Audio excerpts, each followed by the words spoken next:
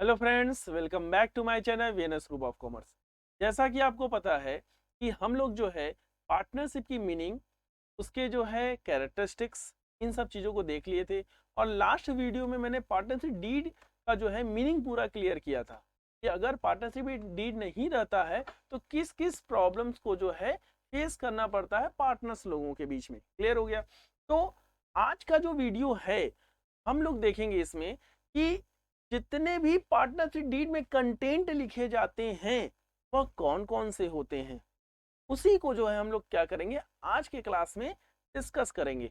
और सबसे बड़ी बात कि क्या एडवांटेज है हमारा पार्टनरशिप डीड करने का। अब पार्टनरशिप डीड से बार बार बोल रहे हैं तो मैंने आपको बताया था it is a written document जो कि सभी पार्टनर के थ्रू क्या किए जाते हैं कि बनाए जाते हैं और जिसपे सभी पार्टनर्स के क्या होते हैं सर, साइन किए जाते हैं। क्लियर हो गया?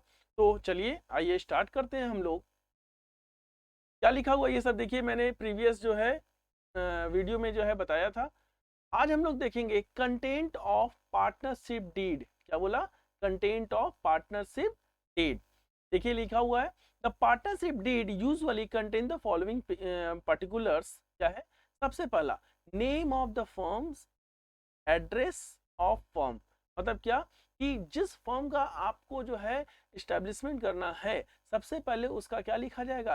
नाम लिखा जाएगा। कौन सा नाम से जो है पार्टनरशिप फर्म को चलाना है और उसका एड्रेस कहाँ पे ये चलाया जाएगा, ये जो है किस जगह चलाया जाएगा। ठीक है, पहला तो ये हो गया हमारा।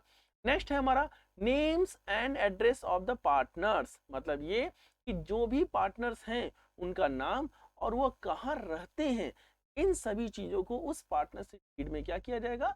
लिखा जाएगा। क्लियर है? नेक्स्ट क्या कर रहा है? Date of commencement of partnership. Partnership जो है कब से स्टार्ट हुआ है, ठीक है, तो उसके बारे में हम लोग क्या करेंगे कि पार्टनरशिप डीड में लिखेंगे। मैंने आपको पहले ही बता दिया था वीडियो स्टार्ट होने से पहले कि आज हम लोग वो सभी चीजें देखेंगे जो कि एक पार्टनरशिप डीड में लिखी जाती हैं। क्लियर है? आगे देखिए क्या लिखा हुआ है कि capital contributed by each partner.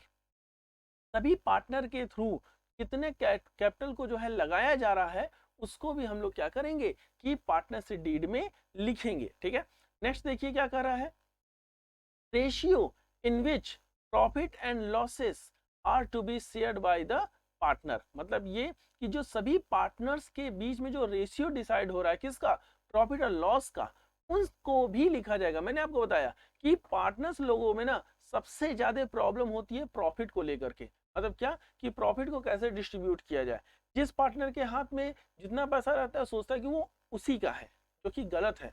Partnership में क्या होता है कि एक जो है ईमानदारी की बातें होती है। ठीक है, कहा जाता है कि अगर आप जो है एक नॉर्मल एक एग्जांपल के थ्रू आपको समझा रहे हैं, अगर आपको अपने लाइफ की अगर मैं बात करूं तो अगर आप मैरिज करते हो, ठीक है, तो अच्छी वाइफ या अच्छा हस्बैंड अगर मिलता है तो मतलब कहा जाता है कि सर हमारा जो है क्या है कि लाइफ एकदम बेटर है। सिमिलर बिजनेस के भी पॉइंट ऑफ व्यू से मैं बता दूं कि बिजनेस के पॉइंट ऑफ व्यू से एक अच्छा पार्टनर मिलना बहुत जरूरी है, जो कि आए एक दूसरे को क्या कर सके कि समझ सके, एक दूसरे के दुख को क्या कर सके, शेयर कर सके। क्लियर है? आगे देखिए क्या कर रहा है, salary, commission, allowance payable to the partner. Sir ये उस केस में दिया जाता है जिसमें कि कोई पार्टनर जो है काम नहीं करता है ज्यादा या कोई पार्टनर बहुत ज्यादा काम करता है। अब अगर कोई पार्टनर अगर काम करता है, अगर किसी व्यक्ति की जरूरत है और वो उसको जो है नहीं रखा है और उसके जगह पे वही पार्टनर कर रहा है तो उसके बदले में वो सैलरी है, अधिकारी है, तो वो पार्टनरशिप में लिखा होना चाहिए कि कितना सैलरी मिलेगा। वो अगर सेल करता है चीजें तो उसको कितना कमीशन मिलेगा, उसको अलाउंस क्या मिलेंगे, इन सभी चीजों को क्या करना है कि लिखना है। किसमें सर? पार्टनरशिप डीड में। ठीक है, right, duty and liability of the partner की एक पार्टनर्स के क्या राइट्स हैं, क्या ड्यूटीज हैं और लाइबिलिटी उनकी क्या है, इन सब चीजों को भी लिखा जाता है। किसमें सर? पार्टनरशिप डीड में। डन। नेक्स्ट है हमारा duration of partnership if any.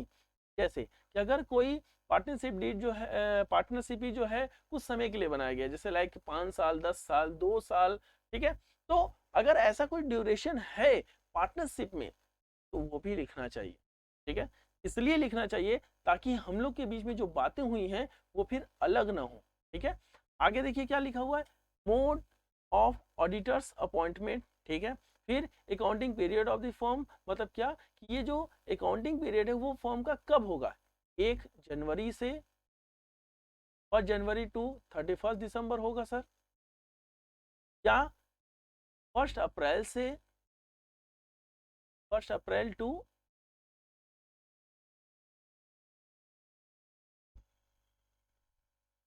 1 अप्रैल टू व्हाट सर, आपका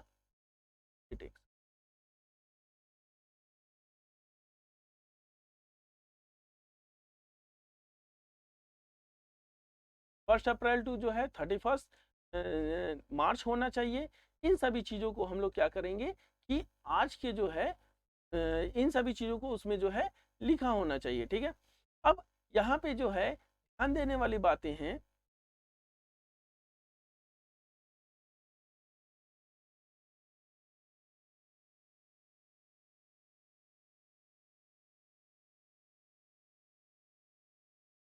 कि पार्टनरशिप डीड में इन सभी चीजों को क्या किया जाता है कि 1 बाय 1 करके लिखा जाता है।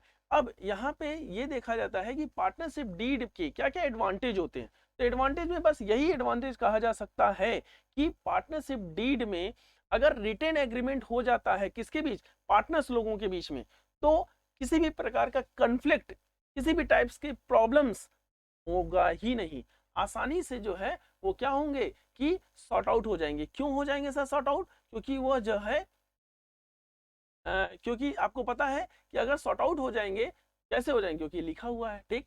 तो देखिए आगे यहाँ पे और भी कुछ लिखा हुआ है, क्या लिखा हुआ है, rules regarding the operation of bank account, कौन से रूल्स जो है फॉलो किए जाएंगे। फिर loan given to the firms by a partner, interest on that loan payable to the partner, कि अगर कोई पार्टनर जो है फर्म को लोन दे रहा है या फर्म जो है पार्टनर से लोन ले रहा है, तो इस केस में कितना इंटरेस्ट जो है चार्ज किया होना चाहिए, ठीक है। फिर उसके बाद क्या कर रहा है, method of valuation of goodwill, goodwill के वैल्यूएशन के किस मेथड को अडॉप्ट करना चाहिए। आपको पता है कि इन फ्यूचर जो है हम लोग गुडविल के जो वैल्यूएशन के जितने मेथड्स हैं उसको हम लोग क्या करेंगे कि डिस्कस करेंगे। जैसे आपका एवरेज प्रॉफिट मेथड हो गया, सुपर प्रॉफिट मेथड हो गया, कैपिटलाइजेशन मेथड हो गया, एन्यूटी मेथड भी है, लेकिन सीबीएसई में जो है एन्यूटी मेथड को नहीं बताया गया है, कैपिटलाइजेशन मेथड तक ही जो है बताया गया है। और कैपिटलाइजेशन मेथड भी 2 टाइप के होते हैं, ठीक है, average profit of capitalisation method और super profit of capitalisation method. तो ये चीजें जो डीपली जो है हम लोग क्या करेंगे नेक्स्ट वीडियो में देखेंगे। आगे देखिए क्या लिखा हुआ है, rules to be followed in case of admission, retirement and death of a partner. अगर कोई पार्टनर एडमिशन लेता है, मतलब कि जब कोई पार्टनर नया पार्टनर फर्म में अगर आता है या फर्म को छोड़ करके पुराना पार्टनर जा रहा है या किसी पार्टनर का डेथ हो गया, तो इस केस में कौन से रूल्स को फॉलो किया जाएगा, इनको जो है ध्यान में रखा जाएगा, ठीक है। फिर settlement of account at the time of dissolution, क्या जो है डिसोल्यूशन के समय अगर फर्म डिसॉल्व हो रही है तो क्या सेटलमेंट ऑफ अकाउंट होनी चाहिए। और settlement of dispute among the partner, अगर जो है आपस में पार्टनर लोग के बीच में जो है डिस्प्यूट होता है तो फिर उस केस में क्या जो है सेटलमेंट होगा। इन सभी चीजों को हम लोग क्या करते हैं पार्टनरशिप डीड में जो है कंटिन्यू लिखते हैं, क्लियर है। अब देखिए नेक्स्ट जो लास्ट है हमारा advantage and benefits of partnership deed. मैंने आपको पहले ही बता दिया कि मेन जो पार्टनरशिप डीड का एडवांटेज ये है कि पार्टनर्स लोगों के बीच में डिस्प्यूट और कन्फ्लिक्ट को जो है रोकना, ठीक है। क्योंकि कहा जाता है ना कि पार्टनर्स लोगों में केवल एक ही चीज की लड़ाई होती है, वो है सर प्रॉफिट। सभी पार्टनर सोचते हैं कि हमको ज्यादा प्रॉफिट मिले और हमको ज्यादा प्रॉफिट मिले। यही कारण है कि एग्जाम्पल बताया गया है कॉमर्स में कि पार्टनर्स जो होते हैं जस्ट लाइक अ डॉग होते हैं। जैसे डॉग जो है एक छोटे से ब्रेड के लिए जो है लड़ते हैं, उसी तरीके से पार्टनर्स भी आपस में जो है प्रॉफिट्स के लिए क्या करते हैं कि लड़ाई करते हैं। आगे क्या बोला, a written partnership deed can be used as an evidence in the court of law. अगर कोई प्रॉब्लम्स अगर होती है तो रिटेन एग्रीमेंट होता है तो कोर्ट में जाके दिखाया जा सकता है। क्यों, क्योंकि उस पर सभी पार्टनर्स के क्या होते हैं सर, साइन किए जाते हैं। क्लियर हो गया। फिर क्या है, facilitate smooth functioning of business by avoiding misunderstanding. आसानी से बिजनेस कंटिन्यू चलता है बिना किसी मिसअंडरस्टैंडिंग के। क्यों, क्योंकि सभी पार्टनर्स है क्या है आपस में सहमत है, आपस में कंसेंट है, मतलब कह सकते हैं सर कि किसी प्रकार की कोई दिक्कत नहीं होती है। तो आई होप आपको आज का जो वीडियो है वो बहुत अच्छे से समझ में आ गया होगा, ठीक है। बीच में थोड़ा सा वीडियो रुका था तो उसको थोड़ा सा मैनेज करिएगा। आज के लिए बस इतना ही रखते हैं। Thank you, have a nice day.